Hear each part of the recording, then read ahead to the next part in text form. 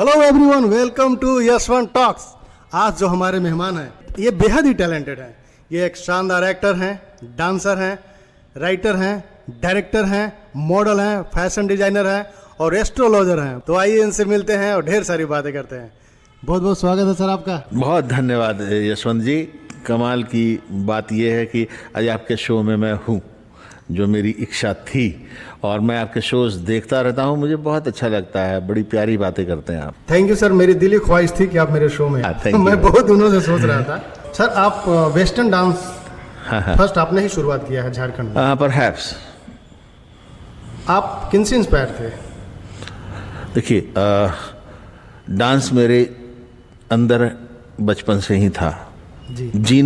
मैं गया था पिकनिक मनाने नेतरहाट, मेरी दीदी का ससुराल है वहाँ जब मैं गया था तो 31st नाइट एक शो आता था दूरदर्शन में हर बार, न्यू ईयर सेलिब्रेशन का। उसमें एक गाना चल रहा था हबीबा, और ये था जावेद जाफरी साहब का डांस। और वो रियली मुझे वो गाना इतना इम्प्रेस किया था। और उस समय तो ये सब यूट्यूब और ये सब कुछ का ज़माना था नहीं। भाड़े पे वीसीपी ला करके हबीबा कैसेट, वीडियो कैसेट लगा करके बार बार देख के उसका नकल करना और उसको फिर कहीं कहीं परफॉर्म करना। तो ऐसे करते करते समहाउ मून वॉक करना आ गया खुद से। हाँ, वो देख देख के इमिटेशन जो नकल कर करके जो होता है। और मेरे ख्याल से एक अच्छा डांसर होने के लिए एक अच्छा नकलची होना चाहिए, जो मैं था। तो मून वॉक करते करते हुआ क्या कि कुछ लोगों को पसंद आता था। जब मैं घर के बाहर 5 बजे भोर डांस प्रैक्टिस करता था, उसमें एक लड़का था, महेश दास नाम का लड़का, हजारीबाग का लड़का था। वो कहीं से आना जाना कर रहा होगा, तो वो उसने अप्रोच किया कि sir can you teach me. तो ये आश्चर्यजनक था मेरे लिए, लेकिन बहुत ज़्यादा भी नहीं था, क्योंकि मुझे मालूम था कि मैं बॉम्ब हूँ। ये मुझे मालूम था, डांस में मुझे मालूम था कि मैं बॉम्ब हूँ। तो मैंने उसको बोला कि भाई फीस लगेगा शुरू में। हाँ, कितना लोग? मैंने कहा 50 रुपये महीने का लेंगे और तुमको डांस सिखा देंगे। और ऐसे ही करके उसी पुलिया में उसको मून वॉकिंग सिखाया, और फिर धीरे धीरे लोग जानने लगे और स्टूडेंट्स बढ़ने लगे। फिर यहाँ से कहा जा सकता है कि डांस ऑलमोस्ट, चूँकि झारखंड वाले मतलब हम लोग बहुत कम लोग डांस करते थे वेस्टर्न डांस, तो यहाँ से स्टार्ट मिला। फिर रांची कॉलेज में शो मिला, फिर मांडर में शो मिला, सरस्वती पूजा का बहुत सारा स्टेज मैंने तोड़ा है। वहाँ से वेस्टर्न डांस चालू हुआ। सर ये आपका डांस क्लास है? हाँ, पाजेब। इसका नाम आपने पाजेब ही क्यों रखा? इसके पीछे की कोई स्टोरी है तो? इसके पीछे का एक मंतव्य मुझे थोड़ा थोड़ा जाना हुआ, थोड़ा एहसास वाला लगता है, क्योंकि यह सवाल मेरे से कई बार कई लोगों ने पूछा है, लेकिन आप जिस उत्तर की अपेक्षा करते हैं वो उत्तर नहीं है। हुआ पायल। ठीक है। अब पायल नाम की कोई गर्लफ्रेंड मेरी नहीं थी। सबसे पहली बात तो मैं आपको बताऊं, आपको फिर से क्लियर कर देता हूं, एकदम पूरी तरह से क्लियर कर देता हूं। कई लोग मुझे मेरे को इस चीज़ से जोड़ते रहे हैं, और कई दफ़ा मेरे से ये सवाल किया गया है। इसलिए क्योंकि पाजेब का सबसे बड़ा रोल होता है किसी डांस को पूर्ण बनाने में, और वो पायल ही होता है, और कोई अर्थ नहीं है। इसका अनर्थ ना निकाले दर्शकों, आपसे मैं सही और सच्ची बता रहा हूँ, ऐसी कोई बात नहीं है। सर एक टाइम पे आप रांची के टॉक ऑफ द टाउन थे। द टाउन था मैं, और आई हैप्पीली एक्सेप्ट दैट। सर जब आप टॉक ऑफ द टाउन थे, कोई क्रेजी फीमेल फैन जो हाथ धोकर आपके पीछे पड़ गई? कई दफा, और हमेशा ही होता था। अब आपसे क्या छुपाना है, कुछ भी बातें छुपी नहीं रह सकती है। लेकिन ईश्वर ने मुझे किसी के लिए रिजर्व करके रखा हुआ था, and luckily she is my better half. अभी मेरी वाइफ है, वो too good at every point. लेकिन हाँ, मैं जिस उस समय स्थिति ऐसी थी कि एक गाना आया था, क्या लगता है हाय तौबा, इस टाइप का कुछ गाना था। तो मैं अपनी जब डांस क्लास की गली से गुजर रहा था, तो मुझे लड़कियों का शोर सुनाई दिया, और यही गाना गा रही थी लड़कियां, क्या लगता है। और जब मेरी आंखें ऊपर उठी और जब मैंने देखा, तो हॉस्टल की सारी लड़कियां अपनी खिड़की पे मुर्गियों की तरह लदी हुई थी, और वो बस यही गाना गा रही थी और मैं डर के भाग रहा था। तो ये कहिए कि जैसे लड़कियां उस समय छेड़ी जाती थी, मैं लड़कियों की तरह छेड़ा जाता था। ये मेरे साथ तो हो रहा था यशवंत जी, एकदम सच्ची बात है। कई दफ़ा ऐसा होता था कि मेरा जो ड्रेस कोड होता था ना, उसको मैच करती हुई लड़कियां दिखती थी, और ऐसा था तो था, अब नहीं है। काफी कमाल की जिम्मे है आपकी। बस ऐसे ही है, ऐसे ही है, ऐसे ही। इंडिया का एक्टर डांसर अभी तक का सबसे बेटर कौन लगता है आपको? देखिए, बनाया तो मुझे मिथुन दा ने, अच्छा। लेकिन हाँ, मिथुन दा का इतना जबरा फैन रहा हूं मैं कि मतलब मिथुन दा अगर किसी फिल्म में मार खाते हुए दिख जाते थे तो इतना गुस्सा आता था कि लगता था कि बस अभी निकले और दो तीन आदमी को 2-3 तमाचा तो मार ही दे। और ऐसा हुआ है, सिनेमा हॉल, उपहार सिनेमा हॉल में एक फिल्म देख रहे थे मिथुन दा की, कोई फिल्म, गुरु। उसमें मिथुन दा को स्पाइडर की तरह बिल्डिंग पे चढ़ते देखा। अच्छा। हाँ, वो सड़क से चढ़ गए, क्या हीरो है यार, कमाल है। तो बगल वाला उसी समय कुछ बार बार मेरे बगल में गुटखा खा के फेंक रहा था और गुस्सा आ रहा था, छींटा पड़ रहा था मेरे ऊपर। तो उसको फाइनली उसको पकड़ के हॉल से बाहर निकाले, गली में ले गए, जम के जितना गाली देना था दिए। वो इतना डर गया बेचारा, वो सोचा कि मारेगा, यहाँ का लोकल आदमी है, लेकिन ऐसा हुआ था। हाँ, लेकिन अगर आप डांसर एक्टर बोलेंगे तो मेरे लिए मेरे भगवान गोविंदा हैं, वो थे और रहेंगे। सर, आपकी जो पहली एल्बम थी वो आपको कैसे मिला?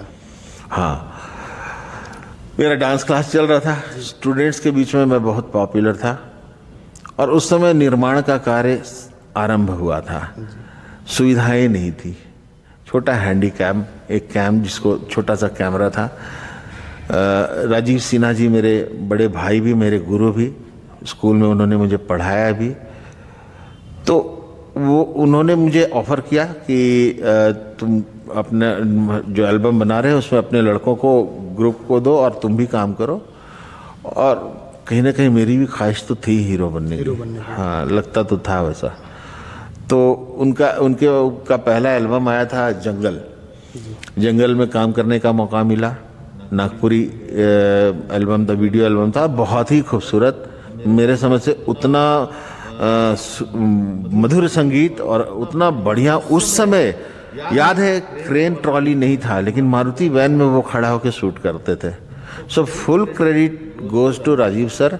राजीव सर ने बहुत काम किया हम लोगों को, मेरे को बनाने में तो राजीव सर का बहुत बड़ा हाथ है। और I was the one who was very lucky कि मुझे उन्होंने चुना। सर, झारखंड में बहुत सारे स्टार आपके स्टूडेंट हैं। मेरे शो पे आए थे दिनेश देव और सतीश यादव। जी हाँ, जी हाँ। उन्होंने बताया था कि आप उनका मोछ दाढ़ी छिलवा दिए थे, इनकी आपकी वजह से उन्हें घर जाना मुश्किल हो गया था। इट्स रियली फनी, लेकिन ये शायद उनके लिए सबसे बड़ी बात थी। और वो ये बात थी कि वो कहीं किसी ऐसे जगह से आ रहे थे कि उनको रांची आने के लिए ना पैसा जुगाड़ना पड़ता था, और वो ना डांस के स्टेप्स सीखते थे। मैं उस समय दिल्ली में रहता था, मेरा ही एक छात्र उनको डांस सिखा रहा था, अमर नाम उसका। तो वो बेचारे गिनते थे कि 3 स्टेप सीखे तो 16 रुपया में 3 स्टेप सीखे, यानी कि लगभग 5-5.25 रुपया एक स्टेप का लगा। वो उनको बहुत भारी पड़ता था। बहुत मेहनती बच्चे, दोनों बहुत मेहनती, सतीश भी और दिनेश भी। सतीश किसी ऑर्केस्ट्रा में बेंजो बजाता था, दिनेश वॉल पेंटर था, लेकिन दिल के दोनों बहुत धनी। और शागिर्द, जो सही शागिर्द कहते हैं ना, वो थे मेरे। तो जब उनके सामने शर्त रखा कि तुमको ठाकुर गांव से मेरे पास आ जाना है, ये लोग वेट कर रहे थे मेरे दिल्ली से लौटने का। दिनेश के बड़े भैया मेरे पास आते हैं और बोलते हैं बहुत साल से वेट कर रहे हैं आपका। फिर ये दोनों आते हैं मेरे यहाँ और बोलते हैं कथक सीखना है। कुछ दिन सिखाते भी हैं हम लोग। हमारे यहाँ एक रीनी मैम थी, वो सिखा रही थी। लेकिन इन दोनों में जो एक छुपा हुआ था ना, जो चमक थी, वो शायद एक जौहरी की बातें मैंने समझ लिया था।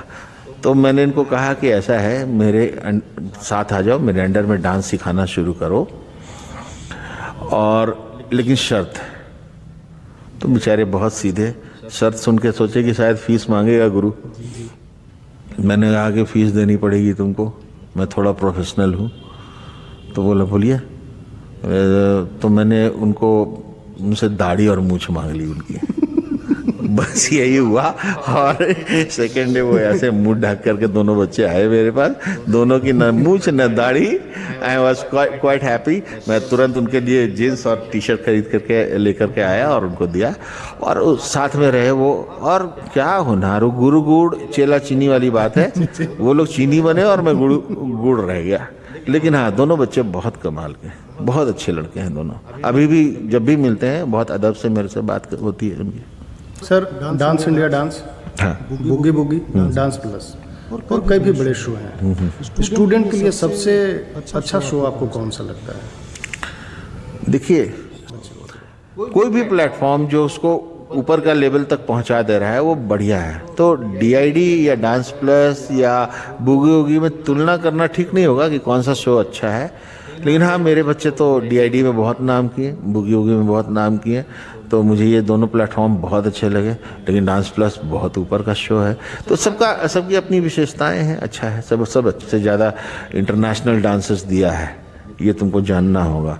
9 डांसर जो इंटरनेशनल नेशनल प्लेटफॉर्म पे परफॉर्म किए हैं वो झारखंड रांची के हैं। बड़े नाम है सब, आज बड़ा काम कर रहे हैं। तो आर्यन पात्रा है, बड़ा नाम है। अलीशा खुद हमारी बिटिया है, बहुत बड़ा नाम कर रही है वो लड़की। ऐसे ही प्रीजोत सिंह एक गया था रांची से, बहुत अच्छा। सौम्या राय, बहुत अच्छी नाम। फिर मेरी एक और स्टूडेंट थी शालिनी मोइत्रा, वो बहुत नाम की। तो कई एक ऐसे परफॉर्मर हैं जो रांची ने दिया है। तो ये बड़ी बात है। अब इसलिए आप कह सकते हैं कि रांची में सीखने का माहौल है। अच्छा बंदा ढूंढने की ज़रूरत है। अगर अच्छा बंदा मिल गया, आप जरूर डांस सीखिए, ज़्यादा अच्छा पहुंचा देगा। क्या लगता है, झारखंड बिहार से बेटर है डांस में? Of course yes. अरे देखिए, बात है अभी जिस तरीके का डांस हम लोग करते हैं उसमें हम लोग बहुत आगे। हम लोग को मैच इंडिया में मुंबई करता है। हाँ, मुंबई करता है। ईस्टर्न इंडिया में कोलकाता करता है। देखिए, हम लोग टेक्निकल हैं, हम लोग टेक्निकली बहुत कुछ जानते हैं। आप पूछिएगा कि हुकटम क्या है, तो डांस में मैं बता सकता हूँ कि हुकटम क्या है। लेकिन शायद कई ऐसे डांसर्स होंगे बिहार के, अगर आप बात करें, एक नकली दीपक सिन्हा की भी बात बताऊंगा आपको। जी प्लीज। हाँ, तो वो सुन के आपको लगेगा, तो उनको आप बोलिएगा हुकटर्म करे, ये पिवोट टर्न कर दो, अंडर आर्म टर्न कर दो, तो समझ ही नहीं रहा है बंदा कि अंडर आर्म टर्न क्या होता है। वो टेक्निकल नहीं है। अब देखिए, बिहार में कई बड़े फेमस डांसर हैं, बहुत बड़े बड़े नाम हैं। रवि किशन साहब को ले लीजिए आप, या निरहुआ को ले लीजिए। इन लोगों का एक अपना जो देसी स्टाइल है वो उसको कोई मैच नहीं कर सकता। हम लोग नहीं कर सकते टेक्निकली, हम लोग ठीक है। अब एक बार बिहार पुलिस मेंस एसोसिएशन का प्रोग्राम था, मुझे बुलाया गया था, और मुझे जब मैं वहाँ पहुँचा ना, तो मुझे स्टेज पे ये बताना पड़ रहा था कि मैं दीपक सिन्हा हूँ और परफॉर्मेंस के लिए मुझे बुलाया गया है। तो वहाँ के आयोजक पूछते हैं, तो वो दीपक सिन्हा तो स्टेज पे नाच रहा है, तुम कौन हो? रोक दिया जबरदस्ती मुझे कि अब तुम भागोगे नहीं यहाँ से, जैसे मैंने कोई क्राइम किया है। अच्छा। फिर वो उतरा नीचे। फिर अब मुझे पता ही नहीं, वो तो दीपक सिन्हा बना हुआ है और मेरे लिए हो रहा है कि दीपक सिन्हा मैं हूँ, और मैं कैसे बताऊँ? ना वोटर कार्ड है, ना यूआईडी, उस समय कुछ नहीं चलता था। तब जाकर के एंकर महोदय ने कहा कि असली वाला यही है। वो नकली नाच रहा था। तो उसको फिर पकड़ के वो लेके गए, और उसके बाद मैं स्टेज पे आकर के वो डांस मैंने किया, और मुझे लगता है ऑडियंस पूरी स्टेज से ऑलमोस्ट सट गई थी। अच्छा। हाँ, ऑलमोस्ट सट गई थी। तो ब्रेक डांस का क्रेज है सर। एक्चुअली ब्रेक डांस के मूव्स जो होते हैं ना, बहुत इमेजिनरी होते हैं। आपको लगेगा कि आप फिसल रहे हैं कहीं। हाँ, अब आपको बताता हूँ। ईस्टर्न इंडिया, अच्छा, अगर ब्रेक डांस के कुछ नाम, काल्पनिक नाम को जानता है ना, तो वो मैंने 1986 में दिया था। मुझे याद है, मतलब अहंकार वाली बात नहीं है जी। पैर स्लिप करना है, तो अगर इसको मैं स्ट्रेट स्लीपर बोल दूं, सीधा जा रहा है, तो स्ट्रेट स्लीपर बन गया वो। फिर लोग उसको स्ट्रेट स्लीपर बोलने लग गए। किंग टॉट, अब किंग टॉट अगर स्पेनिश लोग कर रहे हैं या कहीं से कर रहे हैं, किंग टॉट चल रहा है, तो अब देख रहा हूँ ऐसे करते हुए पूरी दुनिया नाच रही है। उस समय मैंने उसका नाम किंग टट रख दिया, तो वो किंग टट हो गया। तो ऐसा हुआ है, ऐसा बहुत तो बार आप हुआ। अपने हिसाब से अपना नाम हाँ, लिख सकते स्टूडेंट्स आज भी उस नाम को जानते हैं, नट सिस्टम। अब मुझे लगा कि नट ढीला करके ढीला करते हैं तो नट सिस्टम बोलने लग गए लोग। अब बाद में हमको लगा कि मतलब ये सचमुच बहुत बचकाना लगता था कि क्या नाम दिया है मैंने, और लोगों को पसंद आया। झटके से उठ जाना है तो मैंने जैक नाम दे दिया। हाँ, अब वो जैक बन गया। जावेद जाफरी साहब का नाम, क्योंकि उनको मैं बहुत इज्जत करता था, जाफरी जैक मैंने नाम रख दिया। और लोग किसी डांस कंपटीशन में जज पूछ रहा था, जरा जाफरी जैक करके दिखाओ तो बाबू, तो वो जाफरी जैक करके वही वाला स्टेप दिखा रहा है। तो ऐसे ऐसे बहुत घटनाएं घटी है। तो मैं कह सकता हूँ कि हाँ, हम लोगों ने सीखते हुए सिखाया है, इसलिए हम लोग टेक्निकल हैं। बिहार वालों की अपनी खासियत है, वो अपना अच्छा डांस करते हैं, लेकिन हाँ, हम लोग इस टर्म में वेस्टर्न डांस में हम लोग बहुत ऊपर है, कंटेम्प्रेरी में हम लोग बहुत ऊपर है। हमारे यहाँ के अच्छे अच्छे डांसर्स जा करके नेशनली इंटरनेशनली परफॉर्म किए हैं। सर आप कुछ फैशन के बारे में बताइए, बिकॉज आप फैशन डिजाइनर भी रहे हैं। देखिए, फैशन तो मेरे खून में था। बचपन में भी जब शर्ट बांधा करता था ना, तो ऐसे गांठ बांध करके मुंबईया नॉट बांधता था मैं, और उसके लिए लात भी खाता था। अच्छा। स्टाइलिश रहा हूँ शुरू से। अब क्या हुआ कि एक बार याद है मुझे, बैगी पैंट का चलन था। बैगी पैंट बनाया और सामने में कपड़े का एक ऐसा बेल्ट बना करके उसके अंदर बटन वटन डाल करके, गोल्डन बटन, पूरे टाउन में घूम रहा था खुद से क्रिएट कर लिया। और लोग उसको फॉलो किए। 2-4 लोगों को देखा वैसा पैंट पहने हुए। मेरा टेलर भी परेशान रहता था, लेकिन मेरे अंदर फैशन था, और ये मुझे दिल्ली ले गया उठा करके। 94 की बात है।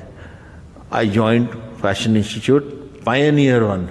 अब क्या हुआ कि वहाँ जब गए तो मुझे मालूम नहीं था कि जो जिनको अखबारों में पढ़ता हूँ या मैगजीन में देखते हैं हम लोग, उनसे मुलाकात होगी। अच्छा। ये कभी हो नहीं सकता था मेरे साथ तो, लेकिन हुआ क्या कि पहले दूसरे क्लास में बड़ी अवहेलना हुई। एक लेडी फिगर बनाने के लिए क्लास टीचर ने कहा, और मैंने बनाया तो वो कहने लगी कि अरे ये तो लेडी नहीं है, लेडा है। और दैट हर्ट मी क्वाइट। और सबने मुझे उस दिन से अंकल बुलाना शुरू कर दिया। तो मुझे लगा कि नहीं, तुम इसके लिए नहीं हो दीपू, तुमको कुछ तो करना होगा। और सचमुच मैं JNU के बगल में मैंने अपना फ्लैट लिया हुआ था। रात भर पढ़ता था, JNU में जाते थे, खूब मस्ती करते थे, गंगा ढाबा में चाय वाय पीते थे, अंडा पराठा खाते थे और आके पढ़ते थे। यही हमारा काम होता था। 5 बजे सुबह सोते थे, 6:30-7 बजे 8 बजे तक 9 बजे तक सोते थे, फिर तुरंत बिना नहाए कॉलेज, फिर फैशन का काम। ऐसे करते करते आई गॉट टॉप। फिर जतिन कोचर साहब के यहाँ, जतिन कोचर एक बड़े नामी फैशन डिजाइनर, मेस्कॉस डिजाइनर्स ऑफ द ईयर का, आपने अर्जुन रामपाल का नाम सुना है ना? जानता हूँ। अर्जुन रामपाल ने पहला ड्रेस उनका पहना था, और वो मोंटे कार्लो का उन्होंने ड्रेस डिजाइन किया था, जिसको मॉडल किया था अर्जुन रामपाल ने। तो मुझे मौका मिला, मैं बहुत दिन चक्कर काटते काटते जतिन कोचर को मैंने ज्वाइन किया एज एन असिस्टेंट। वहाँ पे अर्जुन रामपाल आता था, राइडर आते थे। मेरे जिम मेरे को बॉस के, जो मुझे फैशन डिजाइनर जो मेरे थे जतिन कोचर, उनके जिम कोच थे, वो उनको बॉडी बनाने के लिए ट्रेंड करते थे, और मैं उसी साथ में रहता था, और मैं असिस्ट करता था ड्रेस डिजाइनिंग के लिए। अच्छा। मौका मिला मिस यूनिवर्स कंटेस्ट के लिए। अच्छा। प्रीति मनकोटिया मॉडल थी, सर ने डिजाइन करवाया, और हम लोग उसके लिए बनारस आए। मिस यूनिवर्स, हाँ, प्रीति मनकोटिया एक लड़की थी, मिस सोनिया थी मिस इंडिया के लिए। इन लोगों के लिए ड्रेस डिजाइन करने का मौका मिला। फिर सूरज कुंड फैशन शो में मैंने अनुपमा वर्मा, जो गाना था बूम बूम करके गाना आया था बहुत फेमस, उसकी मॉडल का ड्रेस मैंने डिजाइन किया था। तो मैंने देसीपन लेकिन फिर भी नहीं छोड़ा, मुझे अंकल बोला जाता था, आई मेंटेन दैट।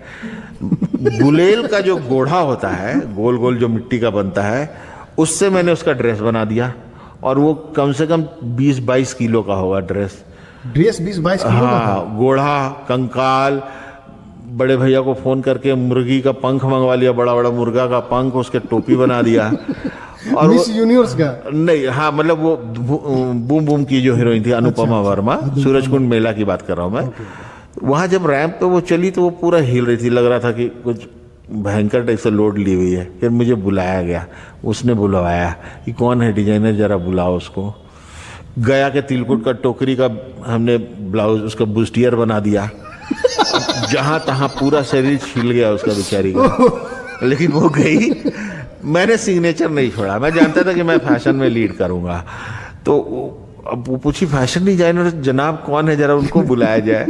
मेरी अच्छी खासी क्लास हुई उस दिन, मतलब बता दिया गया कि बेटा सब चीज पहनने के लिए नहीं होता है, तिलकुट का टोकरी तिलकुट रखने के लिए होता है। भूलने वाली बात नहीं है, मुर्गा का पंख मेरे टोपी में नहीं चलता है। तो फिर मैंने बताया कि देखिए मैं आदिवासियों के राज्य से हूँ, झारखंड से हूँ, और झारखंड समृद्ध राज्य है। हम लोग वहाँ पे एकदम पूरे देहाती हैं और हम लोगों को ये अच्छा लगता है। तो इसीलिए मैंने आपको मुर्गी का पंख लगवाया माथे पे, कंधे पे तीर धनुष दिया आपको, कि मेरे झारखंड की पहचान सूरजकुंड मेला में दिखे, और वो दिखा। And that dress got first prize उसमें। हाँ, तो ये तब हुआ जब मैंने हिम्मत किया। लेकिन ये फैशन की बात। अब यहाँ से क्या हुआ ना, जब जतीन सर के यहाँ चूंकि मैं असिस्ट करने जा रहा था, तो जी।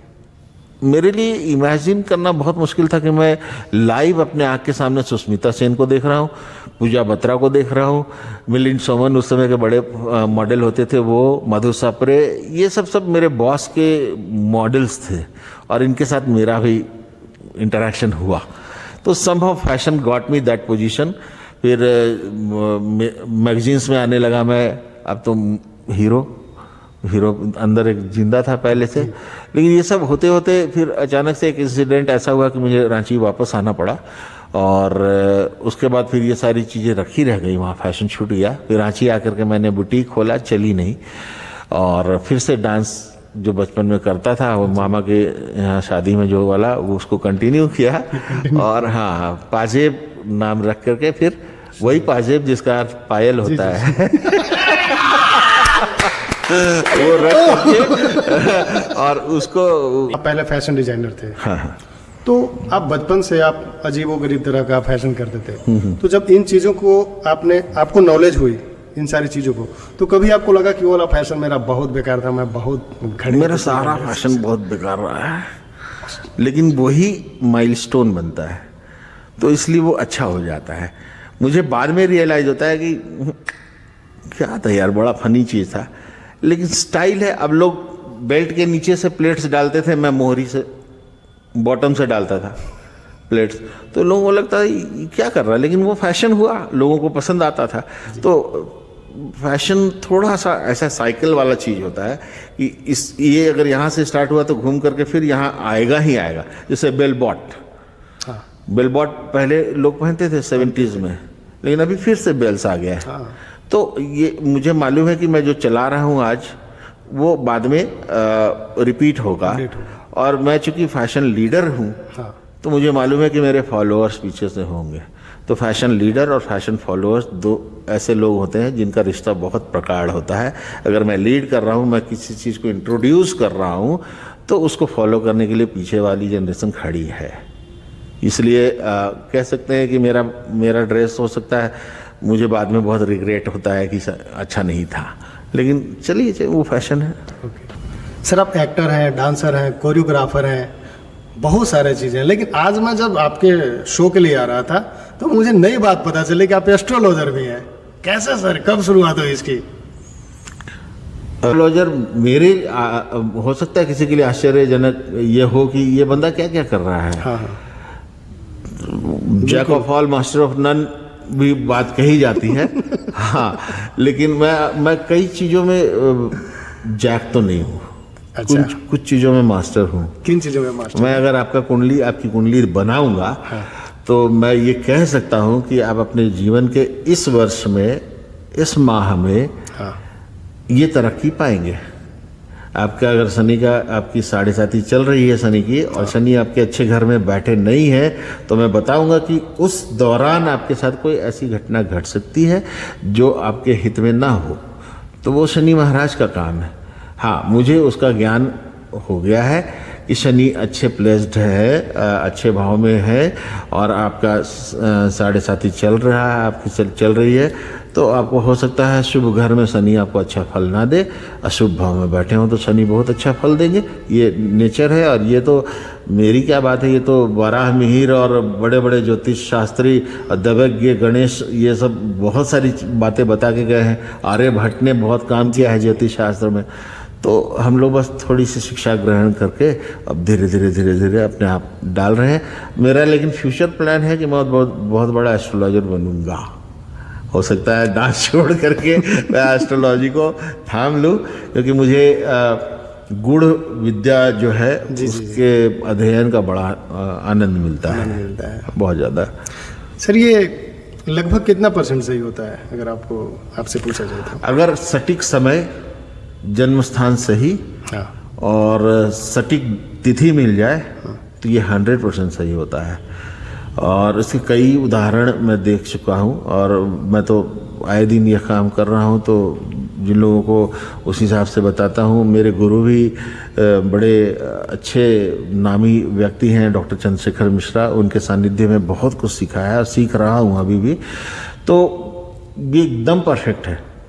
आप अगर कुंडली अध्ययन की बात करते हैं तो अगर आपके जन्म का आपके लग्न में 12 राशियों में से कौन सा राशि बैठा है, ये देख करके कोई भी ज्योतिष शास्त्री ये बता सकता है कि आपका रूप कैसा होगा, आपकी हाइट कैसी जाएगी, आपके अंदर क्या गुण आने वाले हैं, क्या आप आपराधिक प्रवृत्ति के व्यक्ति होंगे भविष्य में या ना होंगे। ये सारा चीज़ आपके लग्न को देख के बता सकता है कोई भी।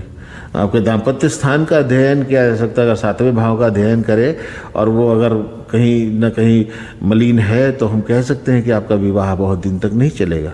ये होता है। और सही है, संतान भाव, 5वां भाव जो है संतान का भाव होता है। अगर वहाँ गुरु बड़े अच्छे हैं, बलिष्ठ हैं, तो मैं देख के बता दूंगा कि आपका बच्चा बहुत पढ़ेगा। और उस बच्चे का मंगल बहुत बढ़िया है तो मैं बोल दूंगा कि वो IAS ऑफिसर बनेगा, और बनेगा वो बच्चा, वो प्रशासनिक अधिकारी बनेगा, उसमें दम है वो। तो ये सारा अध्ययन ज्योतिष शास्त्र में किया जाता है और बाखूबी किया जाता है।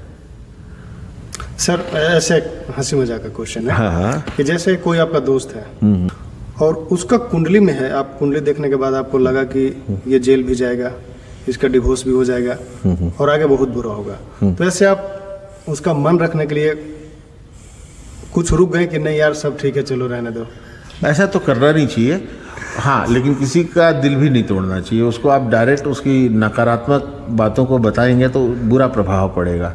और कहते हैं ना, चंद्रमा मन सो जाता है, चंद्रमा मन के स्वामी होते हैं। तो आपको अधिकार नहीं दिया ईश्वर ने कि आप किसी का मन छेड़छाड़ करें। आपको सिर्फ एक चिकित्सक के रूप में अपने आप को रखना चाहिए। हाँ, उसका निदान क्या है वो बता देना चाहिए, कौन से ईश्वर की पूजा करनी चाहिए, कितना जाप करना चाहिए, ये बता देना चाहिए। बाकी वो चीज़ें सुधरती भी हैं।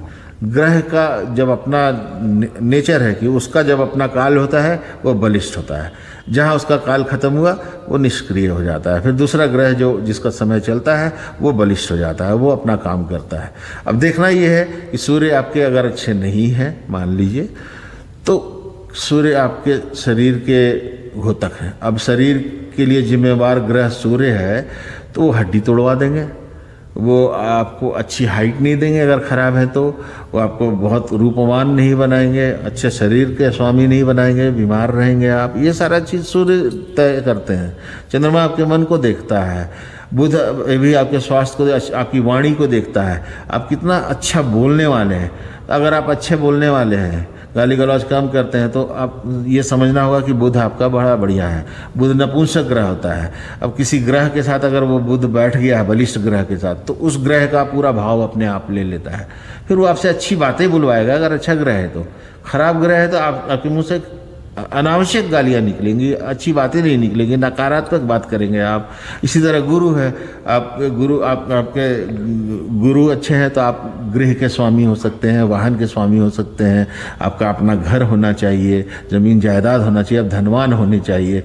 शुक्र अच्छे हैं तो आप अच्छे हीरो बन सकते हैं, अच्छे डांसर बन सकते हैं, आप बहुत रूप वाले हो सकते हैं, आप अच्छे कवि हो सकते हैं, कलाकार हो सकते हैं, बहुत सारी बातें हैं, नाटककार हो सकते हैं। ये सारा शुक्र तय करता है। आपका तो सर डेफिनेटली शुक्र होगा। हाँ, मेरा तो होगा तभी इतनी बातें हो रही मेरे साथ। हो सकता है, यही है, मैंने देखा भी। सर ये कुछ एस्ट्रोलॉजर सजेस्ट करते हैं पत्थर पहनने के लिए, हाँ। मूंगा, नीलम या जो भी, ये कितना कारगर होता है? देखिए, हम लोग अपने अपने क्षेत्र में पूजा को सबसे पहला स्थान देते हैं जी।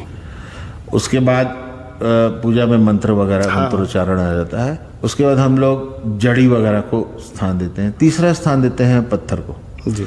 पत्थर काम करता है। मान लीजिए आप माणिक्य, आपको कोई एस्ट्रोलॉजर बोलता है कि माणिक्य पहन लीजिए, तब वो एस्ट्रोलॉजर आपके अंदर सूर्य से होने वाले अच्छे प्रभाव को देख रहा है।